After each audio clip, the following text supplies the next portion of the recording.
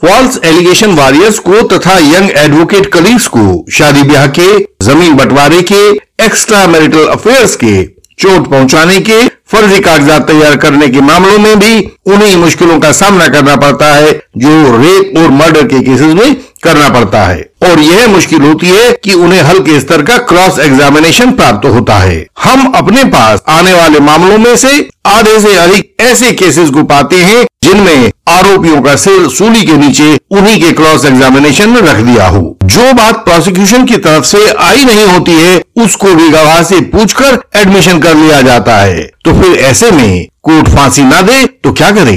एक बहुत सीधी सादी सी शादी हुई थी जिसमें खुद महिला ने 8 लाख रुपए के खर्चे का एफिडेविट दिया था। अपने शिक्षा के बारे में उसने बताया था कि वह पीएचडी कर रही है और इस तरह से कुल मिलाकर उसने लड़के से 35,000 रुपया प्रति माह का खर्चा मांगा था और 50,000 रुपया वकील साहब की फीस व मुकदमे में हुए खर्चे के रूप में मांगे थे।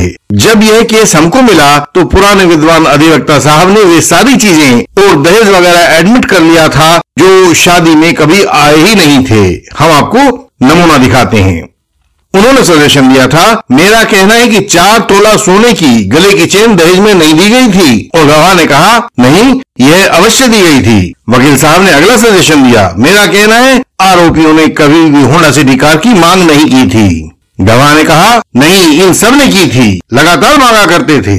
आप सब व्यूअर्स कानून के विद्वान हैं, जानते हैं कि इन सवालों और इन जवाबों की बौछार किसके ऊपर और कितनी भारी पड़ती है। और भी कई बातें एडमिट कर ली गई थी। आरोपी से पूछा तो वह बहुत सीधा सा लड़का था, हालांकि अच्छे गवर्नमेंट डिपार्टमेंट में काम कर रहा था, ऊंची सर्विस थी। वह बोला कि सर मैं तो केवल फीस ही दे सकता था और वो मैंने दे दी। उस फीस के बदले मुझे क्या मिल रहा है मैं कैसे बता सकता हूँ। ऐसे में हमारे पास केवल एक ही विकल्प था, इंडियन लीगल सिस्टम का अपराजेय क्रॉस एग्जामिनेशन तैयार करना, जिसके सामने झूठा गवाह टिक नहीं पाता है। हमने आरोपी से कहा, बेटा शांत होकर बैठ जाओ और हमारे क्रॉस एग्जामिनेशन का कमाल देखो। गवाह के पेट को खुरचकर सच बाहर निकाल लेंगे। हमने 2-2 घंटे का 3 दिन क्रॉस एग्जामिनेशन किया और गवाह सिवाय इस बात के कि नहीं बताया था, नहीं किया था, नहीं लाई थी, ऐसे नकारात्मक उत्तरों के वह कुछ भी नहीं बोल पाई। हमारा निवेदन है कि आप बहुत अनुभवी एडवोकेट हो सकते हैं, लेकिन इस क्रॉस को जब आप देखेंगे तो इसमें कुछ न कुछ तो नया पाएंगे ही। क्रॉस आपके सामने प्रस्तुत है। हमने अपने सब व्यूअर्स के लिए इंटेंसिव लीगल कंसल्टेशन शुरू करवाया है। इसमें आप पूरे केस की कंसल्टेशन ले सकते हैं या सिर्फ उस छोटी सी बात से जो आपको परेशान कर रही है उस पर भी कंसल्टेशन ले सकते हैं। हमारे senior advocates, young advocate colleagues और फॉल्स एलिगेशन वॉरियर्स सबके लिए यह सुविधा उपलब्ध है। आप 20 मिनट वाली छोटी कंसल्टेशन या पौने घंटे वाली बड़ी कंसल्टेशन कोई भी बुक कर सकते हैं। हमारे व्हाट्सएप नंबर पर मैसेज भेजकर आप अपना अपॉइंटमेंट ले सकते हैं।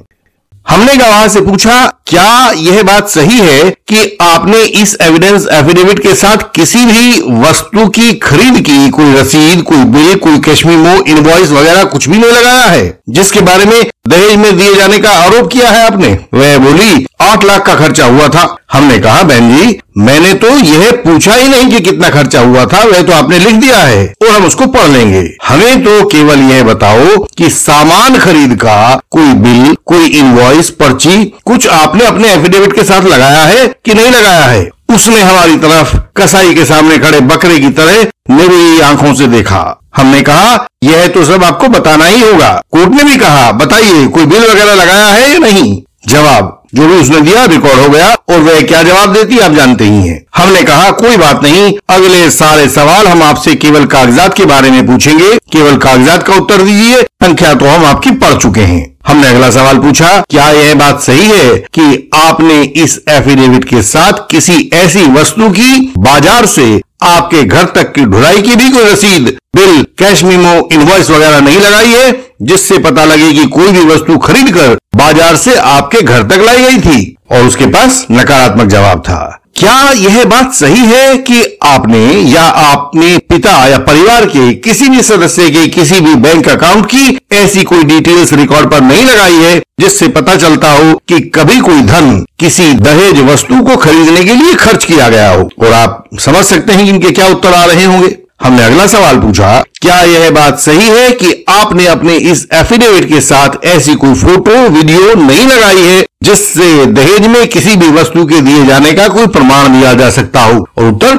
नकारात्मक था। हमने फिर पूछा, क्या यह बात सही है कि आपके एफिडेविट में लिखी गई बातों के आधार पर यह पता नहीं लग पा रहा है कि कभी भी कुछ भी रिस्पोंडेंट्स को दहेज के रूप में दिया गया था? हमने उससे सवाल पूछा, क्या यह बात सही है कि आपने अपने एफिडेविट में ऐसी कोई तस्दीकशुदा सूचना नहीं दी है जिससे यह पता चलता हो कि विवाह में कितने बाराती थे, कितने बारातियों का भोजन बनवाया गया था, भोजन में क्या क्या बनवाया गया था, भोजन के बनने में कुल कितना खर्च आया था, वह खर्च किस बैंक अकाउंट से दिया गया था, या कितना खर्च कैश में दिया गया था और कितना ऑनलाइन दिया गया था, किसने खर्च किया था, भोजन बनाने वाला हलवाई कौन था, उसका कितना बिल था? ऐसी कोई जानकारी आपके एफिडेविट में नहीं है और वह नींद आती हुई सी हमें देख रही थी। हमने अगला सवाल पूछा, क्या यह बात सही है कि आपके एविडेंस एफिडेविट में ऐसी कोई सूचना नहीं है कि आरोपित भोजन एवं दहेज के अलावा किसी अन्य मद पर भी कोई पैसा खर्च किया गया था?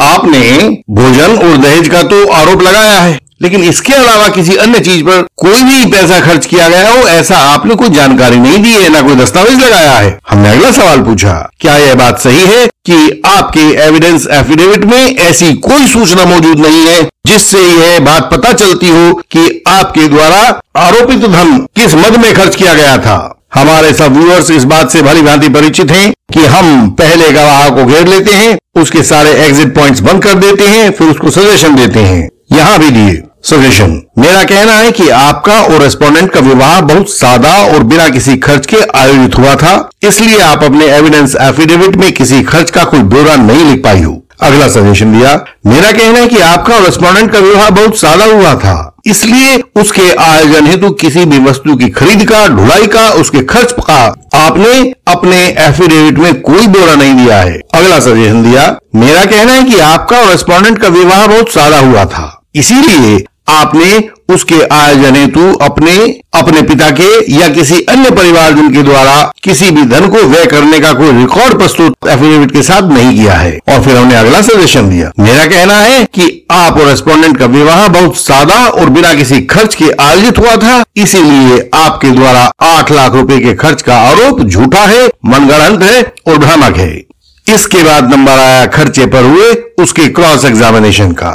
हमने क्रॉस किया और खुद उसके मुंह से कहलवा लिया कि जितना वकील साहब ने लिखा था हमने तो उतना ही मांग लिया, हमें नहीं पता कि वह कम है या ज्यादा है, लेकिन उस भाग को शामिल करने से वीडियो लंबी हो जाएगी। खर्चे वाले क्रॉस के सवाल जवाब अगली किसी वीडियो में। इंडियन लीगल सिस्टम आपको निरंतर एक कानूनी सहारा देता रहा है। आप जब भी किसी झूठे आरोप में फंस जाते हो तो हम अपने डिस्टेंस एडवोकेसी से आपको बचने की राह दिखाते हैं। हमें गर्व है कि हम अपने हजारों साथियों की कानूनी सहायता कर पाए हैं जिनको सही रास्ता दिखाई नहीं दे रहा था। आप हमारी वेबसाइट indianlegalsystem.org पर जाकर सब जानकारी अपनी सरल भाषा में पा सकते हैं। वहीं पर आप हमारी वेबसाइट के विभिन्न लिंक्स देख सकते हैं और चाहें तो वहां दिए गए सिंबल पर सर्च करके ढूंढ भी सकते हैं। जब आपको आवश्यकता होगी तो हम आपके लिए भी बेहतरीन क्रॉस एग्जामिनेशन तैयार करके भेज सकते हैं। कोई दूसरा लीगल डॉक्यूमेंट हो तो हम वह भी उपलब्ध करवा सकते हैं। हम आपको विजयी बनाना चाहते हैं ताकि फॉल्स एलिगेशन आपको हरा ना पाए। भारत भर में हमारी सहायता पहुंच रही है, वह आप तक भी पहुंचाई जाएगी। आप हमें बताएं कि आपकी क्या आवश्यकता है। हमसे संपर्क का तरीका सामने स्क्रीन पर दिखाई दे रहा होगा, आप इसको नोट कर सकते हैं। यह हर एक वीडियो की डिस्क्रिप्शन में भी मिलेगा। सहायता पाने के लिए स्क्रीन पर दिखाई दे रहे हमारे व्हाट्सएप नंबर पर मैसेज भेजें, तत्काल आपको आगे का रास्ता बताया जाएगा। एक बार मेंबर बनने के बाद आप हमें हिंदी और इंग्लिश में अपना मटेरियल भेज सकते हैं, अन्य भाषा हो तो ट्रांसलेशन भेज सकते हैं। हम आपसे अगली वीडियोज में फिर मिलेंगे, तब तक के लिए प्रणाम।